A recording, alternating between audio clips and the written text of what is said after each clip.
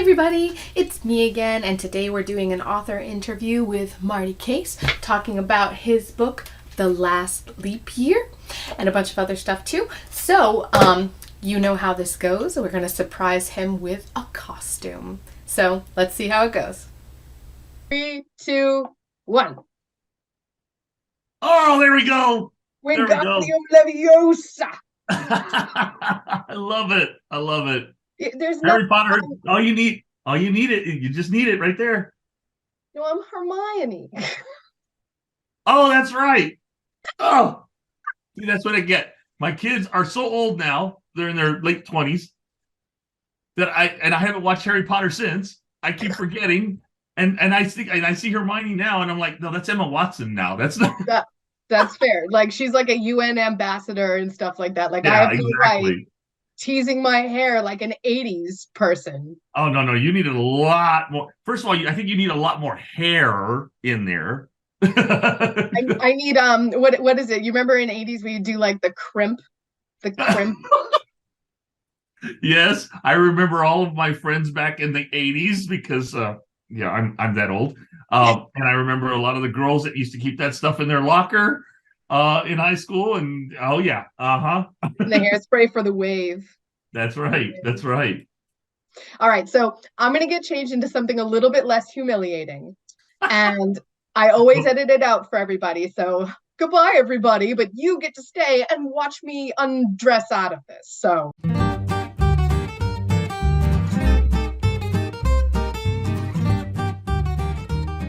hey everybody, I'm back and I look like a normal person, and we're here with Marty Caise today to talk about his book, The Last Leap Year. So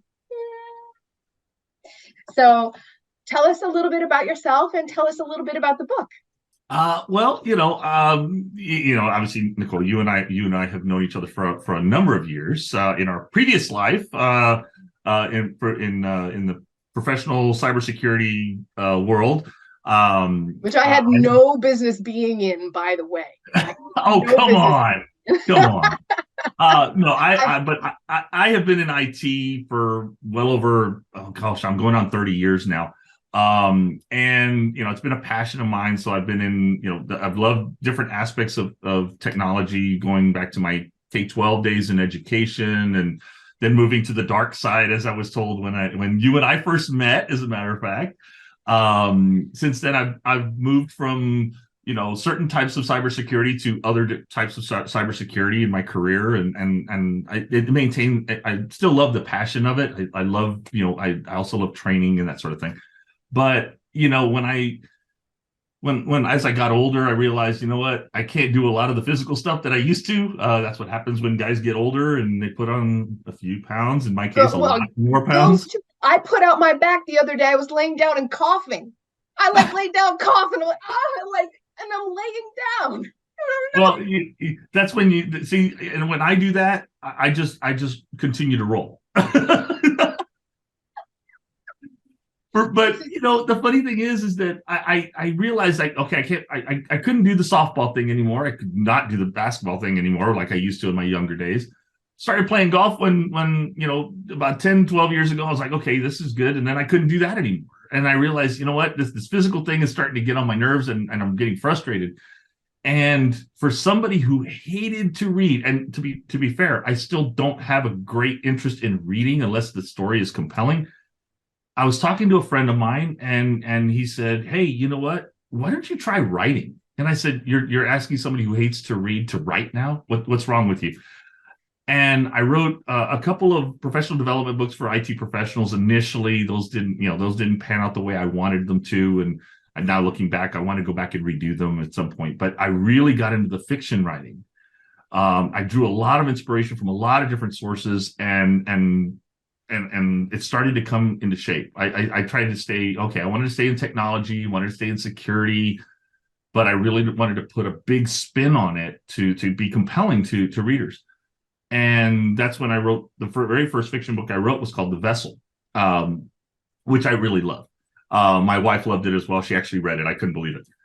Since then, that has actually gone through a reboot. But since then, I've been writing a lot more and getting more into some post-apocalyptic things and everything. But when I got to The Last Leap Year, it was really, I was going through kind of that, we all go through this every now and then, that dark phase, if you will, that dark place. We get to that dark place, and I never got out of it. Like, I just stay here. yeah. Well, I bounce around a lot. I'm kind of weird, I guess. But I was going through some things. My family, my kids were getting older. They were on their way to going out and branching out and doing their own lives. So I kind of fell into that hole, so to speak. And as I was, trying to find different avenues, I had come up with one storyline, which I could talk about later, but it evolved and it became The Last Leap Year. And it was kind of, the book itself is a very short read, as you know. And a lot of my books, night. I was just like, boom, straight through. Yeah, and the funny thing is that I've had a lot of people tell me that is that they're short reads, and there's a reason for that, and everything. But the way I wrote this book, I thought, you know what, I want to leave some mystery in it to allow the reader to kind of get some implication or get some direction, or just use their own imagination in terms of where the story is really going. And I've done that with most of the stories that I've written, but this one was really strange because it centers around a young woman and an older man who are going through different periods of adjustment, if you will. And in the process of this period of adjustment, there's a lot that they learn about each other, a lot that they learn about themselves, and everything. And they realize that they're not as dissimilar as they might originally appear. And without giving away the entire story, obviously, he's going through an incredible loss, and so is she. And when it all comes down, they realize that they have to move on. One moves on in one direction, the other one moves in a completely different direction. It had a lot of compelling aspects to it that I really enjoyed, I hate to say it almost wrote itself for me. Everything was in my head. It just came right out. I love when that happens. That happens. It's fantastic because a lot of times when I write, it's like I'll start with I'll put together the storyline. I'll put together the basic outline of what I want to say. And then, I'll start with maybe the first chapter, the second chapter. I'll get 3 or 4 chapters in, and then I got to put it away and then come back to it later, like most writers do. They'll either life happens or you get into that rut of saying, okay, I can't look at this anymore because something's not right, And then you come back and realize, oh, you know what? I'm going to move this here, or I'm going to scratch this entire chapter, or whatever the case may be.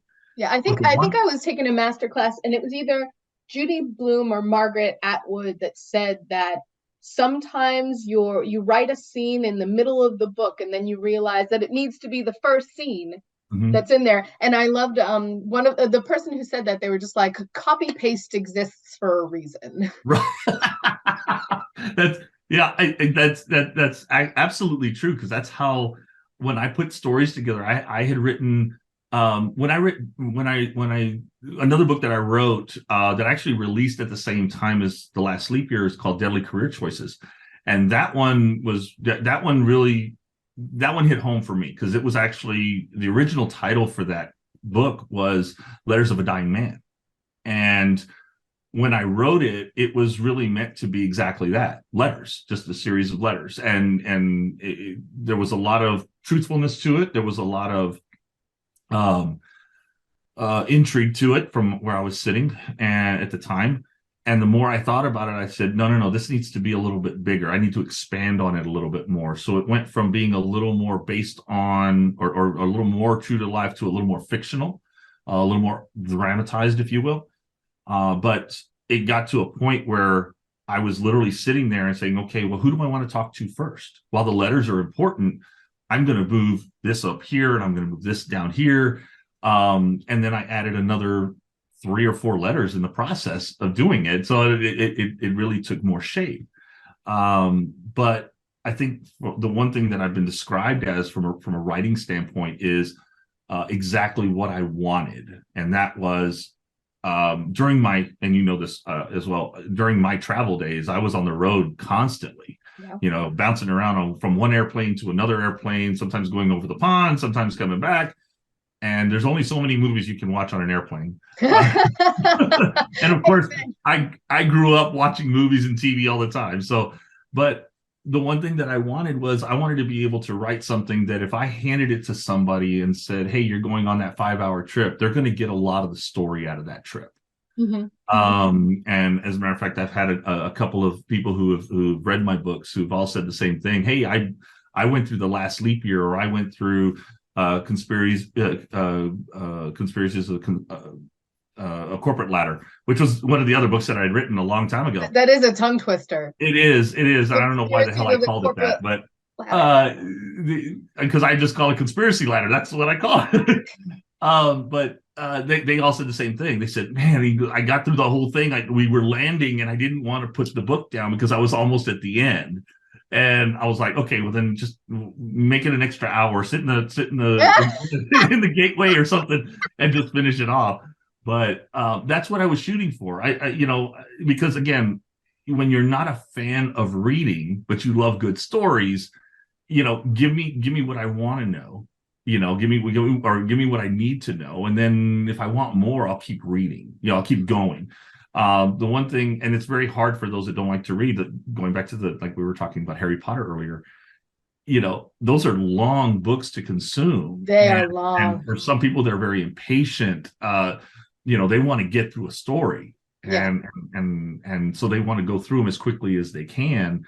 It's not because they don't like the story, or because it's just that they want to be able to they want to consume it, they want to be able to embrace it, and that's the reason that I write the way I do. I've written a couple of other things. I've not published them yet, and they are very long, and I've gone through them, and I keep thinking this is 3 books, not 1. And and it's really hard to judge. Do I want to keep it a 300-page novel, or do I want to break it up into 2 different ones or something along those lines? Yeah. Series are really popular nowadays. I see that as a trend.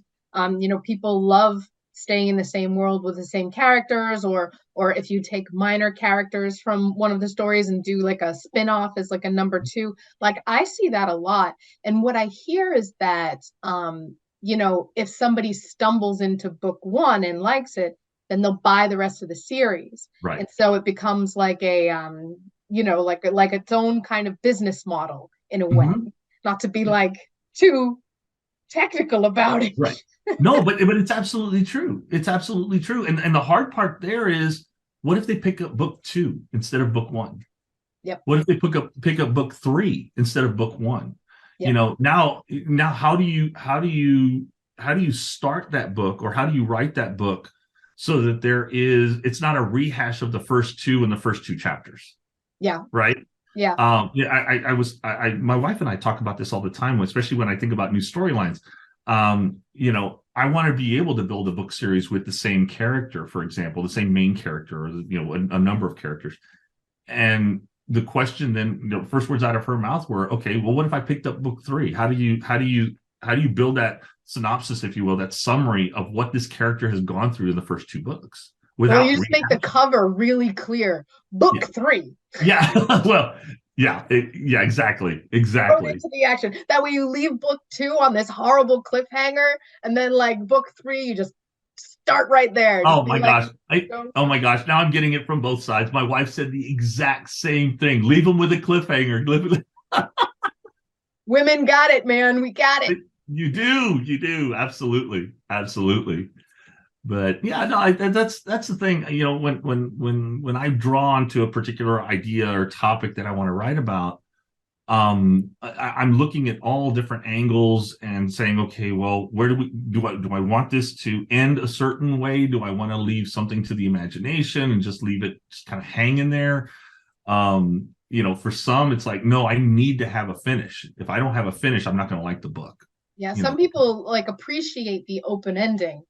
Yeah. And like you said, like some people are like, no, this needs to like I need to have like a final moment. Like Right. You can't leave me to come up with the ending on my own. But some people really love to let the book breathe at the end, Mhm. so you got to find your reader, I guess.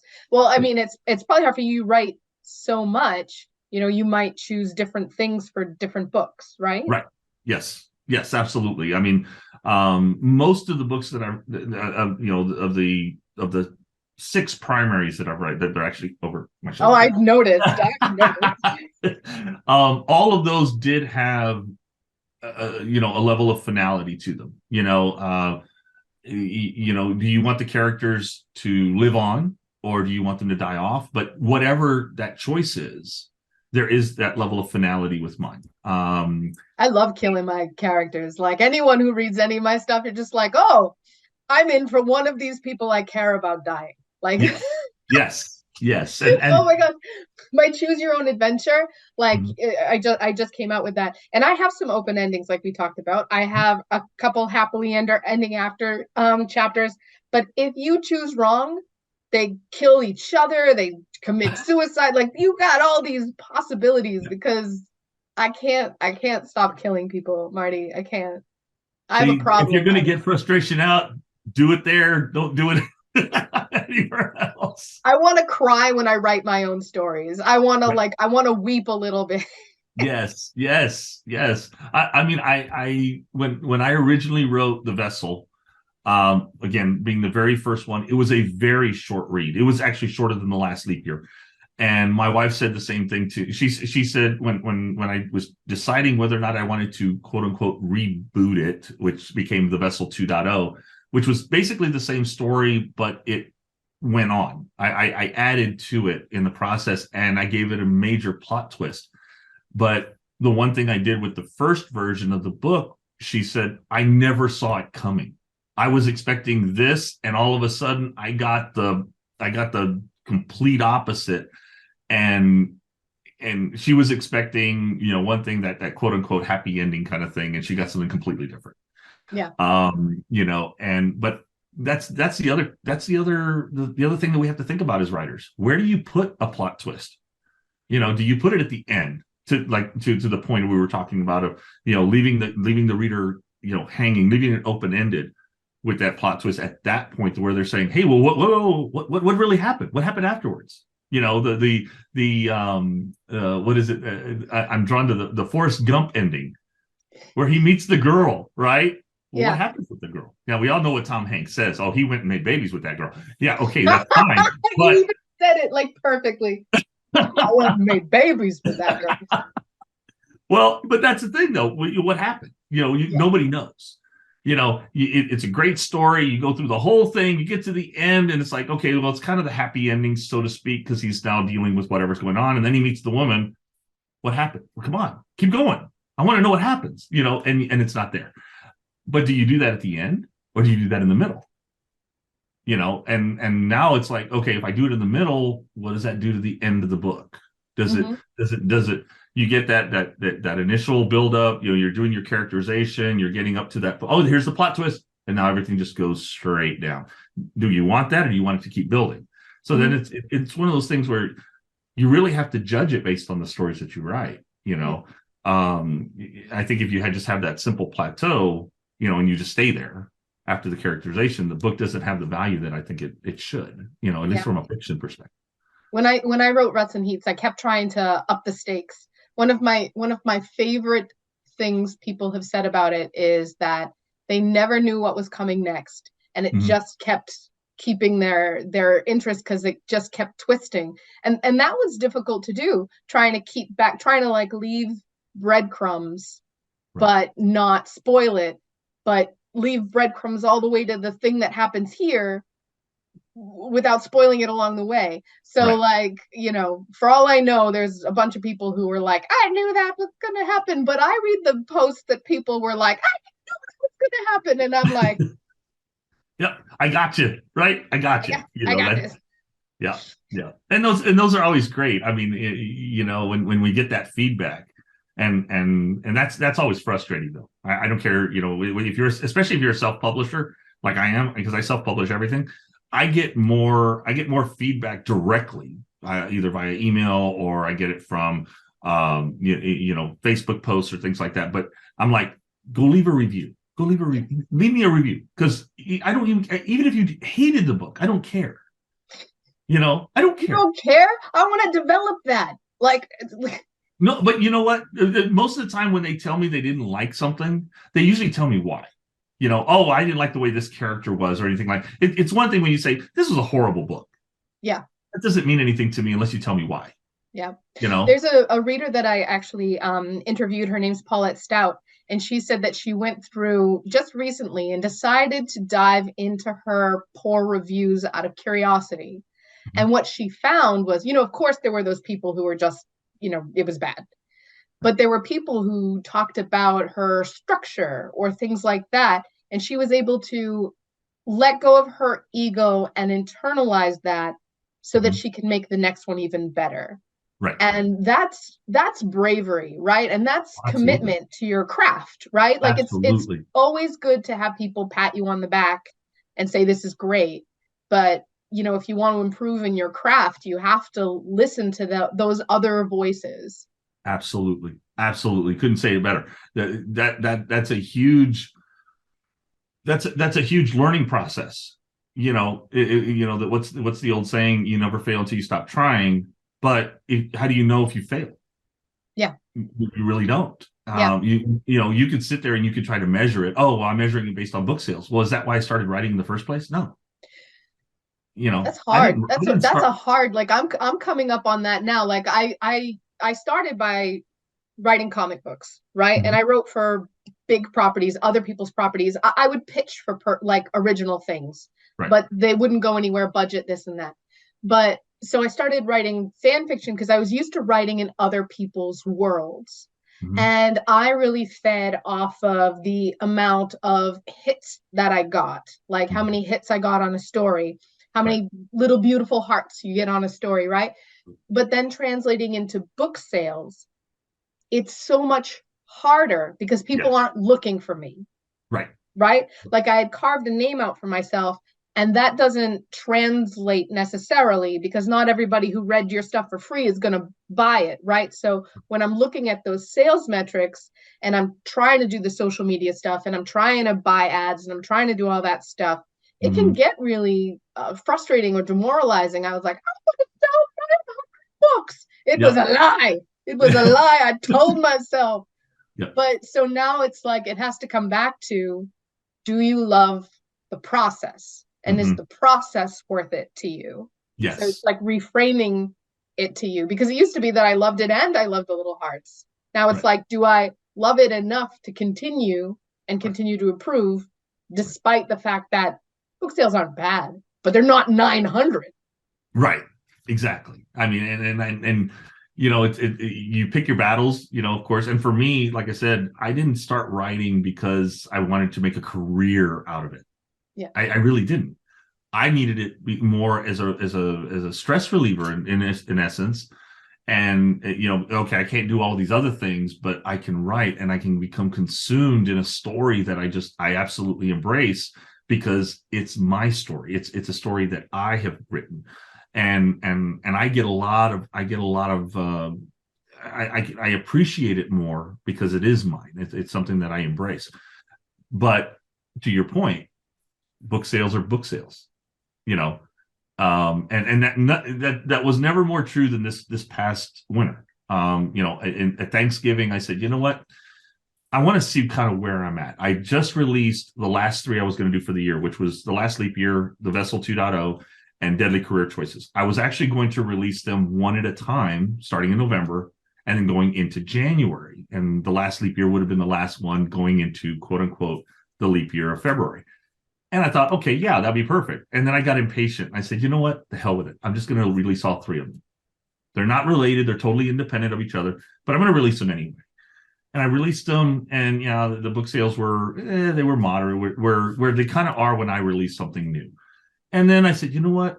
It's Christmas time. I just want to see who's out there. And I went ahead and did, on Amazon, you have the ability to set up those free book promotions. I put it out there, and they shot through the roof. Mm-hmm. And I was getting emails and everything like that. And granted, a lot of them were people that I knew because during my travels, going back to my my days years ago when you and I were we're working together, and then people from Europe and in Asia that I knew, and everything. And then all of a sudden it was like, oh my gosh, they were liking this book, and they were liking this book. And all of a sudden I saw the number of pages being read, or the number of units that were being, I was like, okay, great.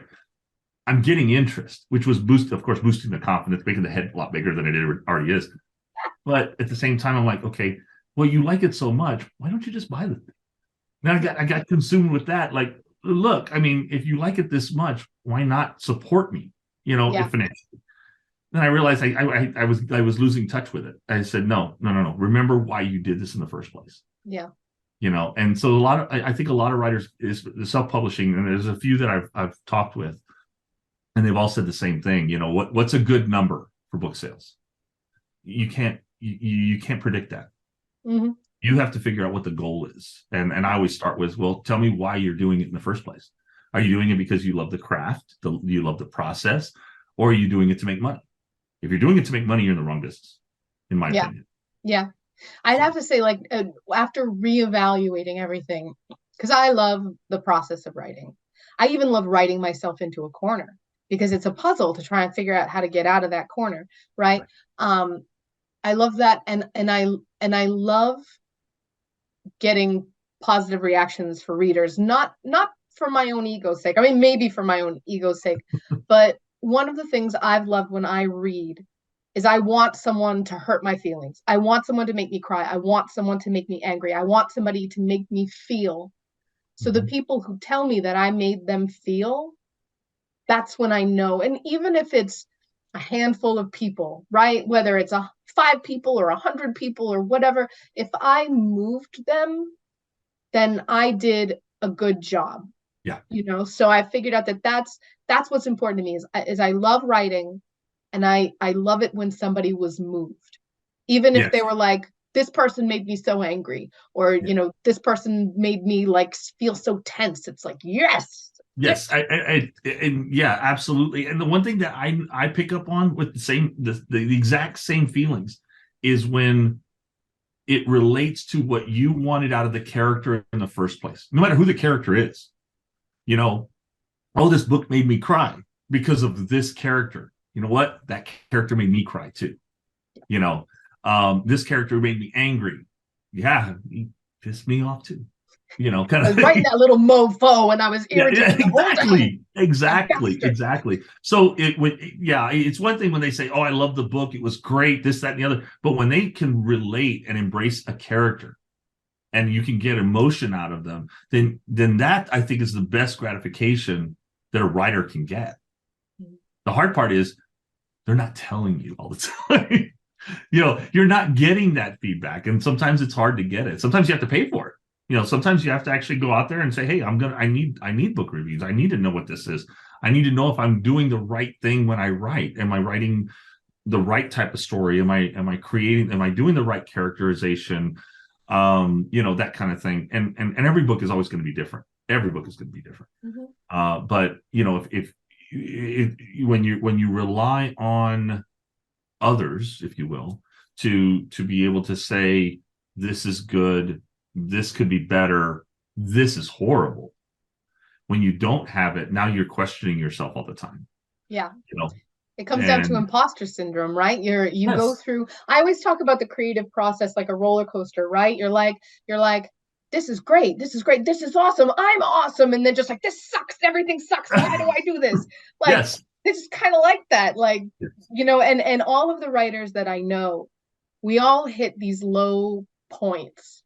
But then it gets difficult. Like, we have writers support groups, for lack of a better term, where we can all talk honestly with each other. But when you're trying to build that social media presence online, you don't necessarily want to be honest about that, because you don't want to affect the reader. But then you take all your social media platforms where you used to be able to commiserate with people, and you can't do it anymore. So then it's just all like stuck inside you. So I think that writers' communities, and being a part of writers' communities, and realizing that everybody feels that. You can be at the beginning of your writing journey. You can be deep into your writing journey. You can have no reviews. You can have 1 million reviews, but everybody feels that. Right. Exactly. Absolutely human. Yeah, and it's very similar to, and that's the other thing that I started doing was when I'm in that gap, if you will, between stories. A lot of times what I'll get through the feedback that I receive directly is, well, how did you come up with this story, or why did you come up with this story? The one that I get the most question about is Pandemic Protocol, which I wrote during COVID, and they were like, you scared the hell out of me with this one, because it was right in the middle of COVID. And I'm like, that was the intention. Yeah. Because I was scared. Yep. Yeah, okay. And without going through all of the political aspects of it, but the point being is I was scared too. I was scared for me. I was scared for my wife. I was scared for my family, and what did I do? We're in lockdown. Yeah, granted, I work from home. My career allows me to work from home. I don't travel as much anymore. That's great. Well, I'm not traveling at all now because we're in lockdown, and there's not a whole lot of work going on right now. So I'm just kind of sitting back. I'm twiddling my thumbs. What do I do? Oh, I went back and stayed right here in front of my machine and just kept banging away. Yep. And lo and behold, the story came out. But because it hit too close to home for some people were very upset about it, because it was like, it was almost too real for them. It wasn't, but it was almost too real for them, because they thought they were acting on the fear. They were already fearful as it was, and now I just took it up a notch. Yeah. And so some folks were like, "Ooh, yeah, I is this really happening?"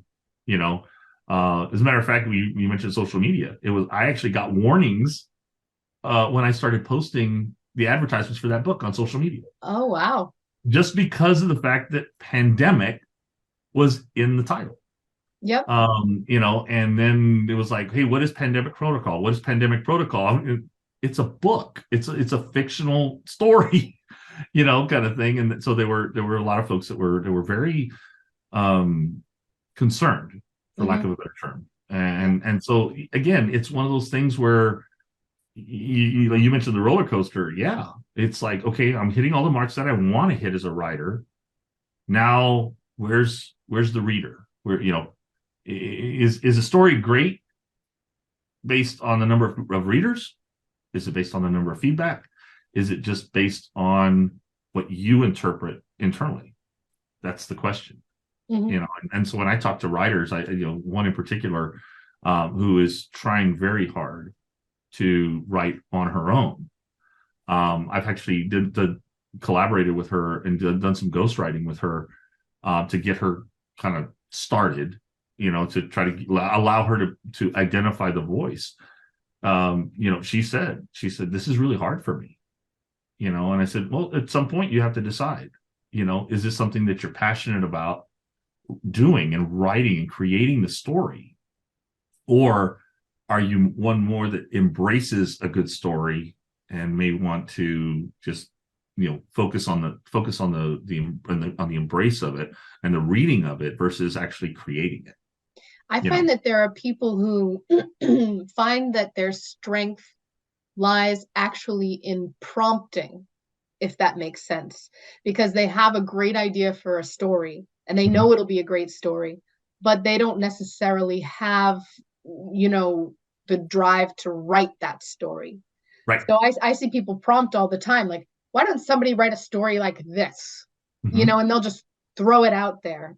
Right. In fact, when I wrote Ruts and Heats, I had written a horror, and normally I have in my mind what I'm going to write next. And so when I start to get sad because the book is ending, I'm starting to try and hype myself up for what comes next. But I didn't have a what comes next. And I got depressed. I got really, really depressed. And I had a friend who's just like prompted me. She gave me 3 different options and was like, try one.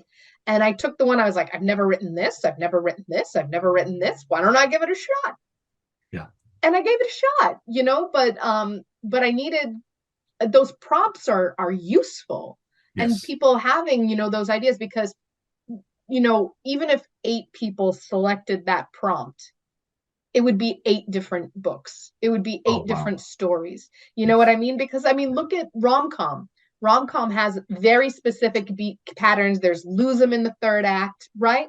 But we love all the different colors of rom-coms. Well, maybe not all of us, but you know, rom-com Right. is a popular genre, even though it follows those predictable beats, and it Yes. doesn't mean that it's not unique. Right. So I think that some people who have those passionate ideas Mm-hmm. don't necessarily have to be the one to write them. They can just say, put it out into the world and say, somebody write this. Yeah. Yeah. And they're out there. I mean, we see it all the time. It's like you complete the story. Yep. And they'll put it on Twitter or they'll put it on Facebook or wherever. And in the process, all of a sudden you get all of these comments, one right after the other. Oh, I think, this is what happens. This is what happens. And now through the process of gathering all of those comments, the book is written. The story is written. And then there's other ways to go about it. I mentioned ghostwriting. I was ghostwriting with my wife on her first children's book.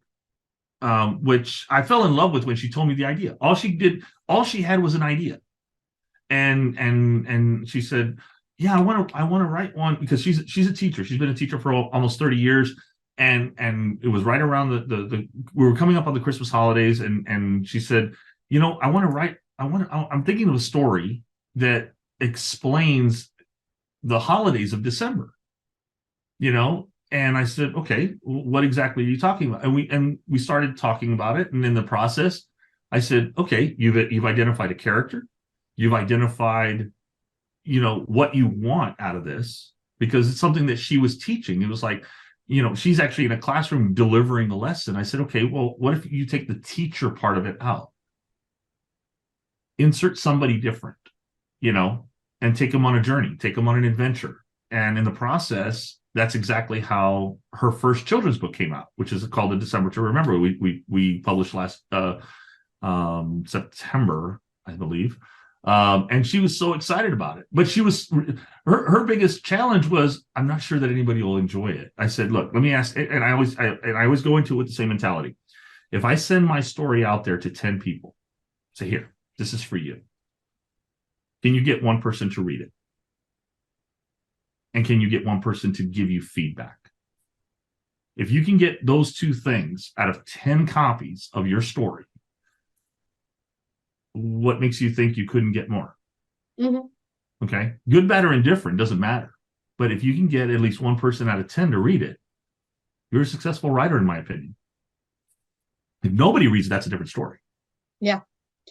I think I listened to so many beautiful masterclasses on writing, and maybe it was Margaret Atwood. I think, I feel bad, I'm so misquoting, but somebody said there's 4 kinds of books you can write. You can write a great one that everybody reads. You can write a bad one that everybody reads. You can write a good one that nobody reads and a bad one that nobody reads. And the only one that's the wrong choice is the 4th one, right. The bad one that nobody reads. Because, as we continue to write and go through our writer's journey, the goal is to strengthen your writing. So when you're on the 6th book, you might look back at the first book and get cringy. You're like, what did I do? Right. But if people still read it, then you've won. Mm-hmm. Then you've won. Exactly. So, and we put a lot of onus on good, great, and so on. Okay. If it's bad and nobody reads it, is it really bad? It's a great question to think about, because again, this goes back to, why are you writing in the first place? Where's the passion in writing? Is it the process of characterization? Is it the process of telling the story? Is it the process of what is it? Because again, if all you're focused on is what happens after the story is done and you send it out into the world, then maybe you're missing a step somewhere. Mm-hmm. As I said to my wife when we wrote her book together, I told her, I said, when we're done writing this, and granted, it's a children's book, it's not very long, but did you understand the story, and did you enjoy the story, not when it was done, but through the entire process of writing it? And if you did, it doesn't matter what happens after it's done. because you found something in that story. You embraced an emotion in that story. So now you give it to the world and you're sharing it with the world. Somebody, if somebody reads it and again, going back to what I said before, if they enjoy if they draw emotion on it, in any emotion, then again, it's successful, in my opinion. There are those that are out there, and they don't write fiction. They write more kind of self-help or those kind of things. They draw more on not the emotional aspect of it, but more importantly, the money aspect of it, because it becomes a career. Yeah. They go from writing to now keynoting an address and that kind of thing, to speak live to folks, to become that inspiration, that influencer, if you will. Fiction writers, I think, are a little bit different. I think that what they're doing is they're putting their heart right into the pages. And in the process of doing that, they don't want to tell the story live. They want you to embrace the story. They want you to become the story to a degree. And I think that's what a lot of fiction writers like to do. I think they see some gratification out of that. Mm-hmm. Definitely agree. Well, you mentioned that you don't want to make a career out of it per se. But I know that as we all get older and things like that, eventually the career will fall away. And I look at writing and I point to it because, some people are like, when I retire, I'm going to travel the world, or when I'm da-da-da, I'm going to do da-da-da. I'm like, I'm 40 and my back is going out. When I retire, I'm going to be decrepit. But can I still type? Yeah. And so, I'm already thinking about this, and this is something that I want to do for the rest of my life. Like, right. Is that the way you feel too? Absolutely. Absolutely. Right now, as it stands today, this is something I'm building off of. Call it a continued education, if you will.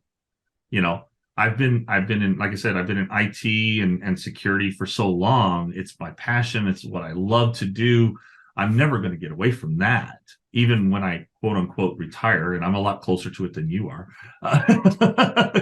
But again, it depends on the individual. But yeah, I think at some point when it's like, okay, Marty, you're done. You're done. Okay, you're not going to be doing the stuff the day-to-day stuff, working for different corporations or whatever, and you're going to officially retire. I need something to do, because that's what I've always done, and a lot of people fall into that. And for some people, they never really retire; they just change careers. And I think, yeah, at that point, when I get to that point, because I'm still very passionate about my writing, there's going to be that overlap, that transition, if you will, of going from the corporate world of the day-to-day operations and the nuts and bolts of what I do in my career, to now moving even more creative, from the standpoint of how I research topics for the writing that I do. And I'm getting closer to that. I can honestly say I'm getting closer to that, because I draw inspiration from a lot of different places. And the book that I'm writing right now, which doesn't have a title, is kind of a modern day relationship between the Greek characters of Hades and Cerberus, and not, it's not a rehash of their stories, but it's a modern day relationship between those two. And as I was coming up with storylines and different things, I started to research it a little bit more, because I hadn't done that since I was in school, in grade school. So I'm like, oh my gosh, okay, Hades was this, and Cerberus was this, and this, how did Cerberus die, and how did this happen? And I'm going through it, and all of a sudden I'm like, oh my gosh, this is a great modern day story that touches on those types of relationships. And I'm thinking, yeah, this is my retirement right here. This is what I will be doing during my retirement. I'm going to be looking for inspiration in other places.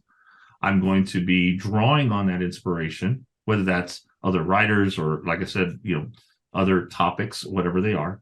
And I'm going to start putting more of this together. And, who knows, maybe my books at that point will be longer. I don't know. Maybe not.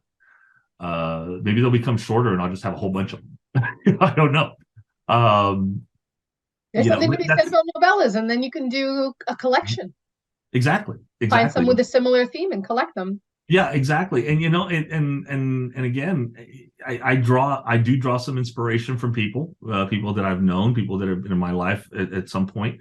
I'm always drawn to my grandmother, because and I used when obviously growing up, I used to she used to aggravate me to no end, but she was an avid reader. She was into the old Harlequin romances, if you remember those back in the day. Yep. Bodice rippers. Yes. I'm going to say something, and then we can give it. So I snuck and I read my grandmother's, and I will never forget the phrase "purple arrowhead." Oh my gosh. And I didn't even really know what it meant. And I think that's why it stuck with me, because I'm like, what is a purple arrowhead? Now I know. Now you know. Please continue. But that was the thing. She was so into those.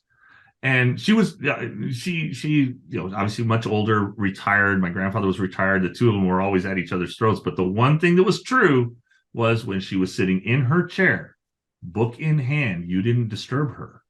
And she would literally go through a book a day. And she became she would be into those books so much that she collected them. And at the time that she passed away, literally she had a room that went wall to wall to wall into the closet full of all of those books.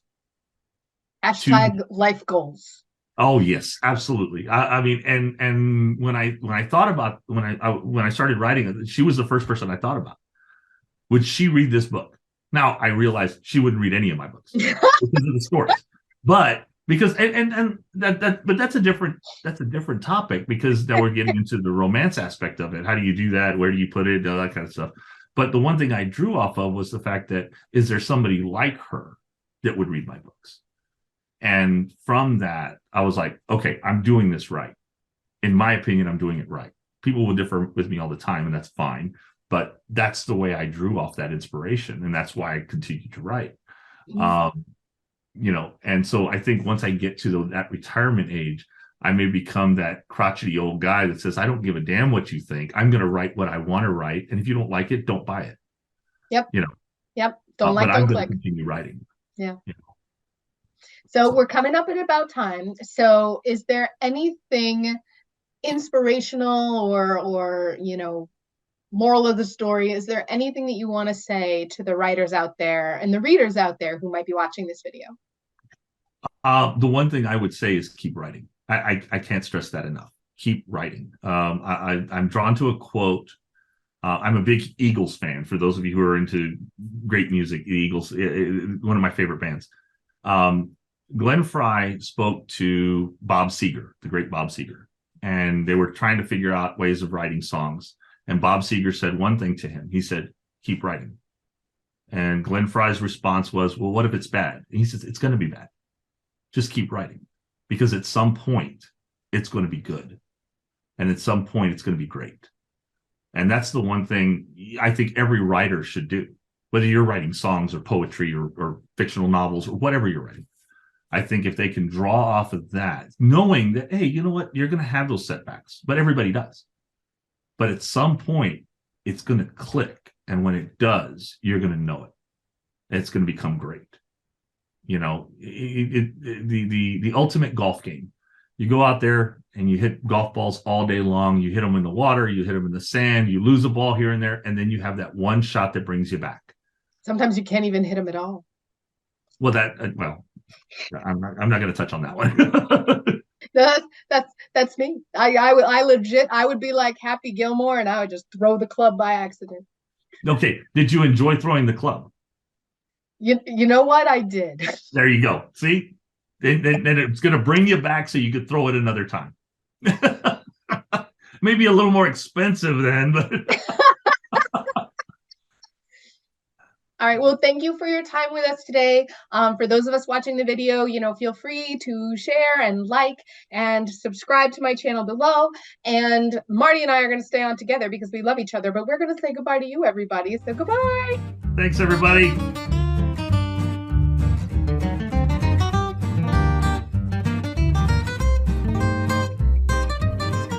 A lot of cadaver.